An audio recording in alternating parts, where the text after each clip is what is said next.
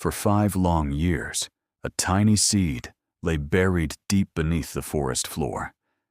Next to it, a wild fern had burst from the soil within weeks, boasting lush green leaves for everyone to see. The seasons changed, bringing harsh winds and freezing winters. The world above struggled, while the seed remained hidden in the cold, dark earth, completely forgotten by the world.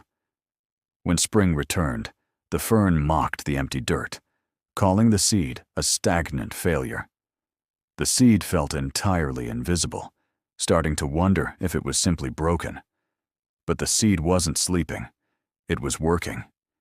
Instead of wasting energy rushing to the surface to impress the forest, it silently drove its roots into the deep bedrock. And then, the ground shattered.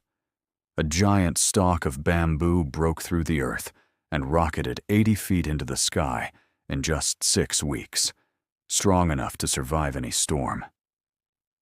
Don't look at someone else's sudden growth and think you are failing. Your silent seasons aren't wasted. You are just building roots deep enough to sustain your destiny. Subscribe.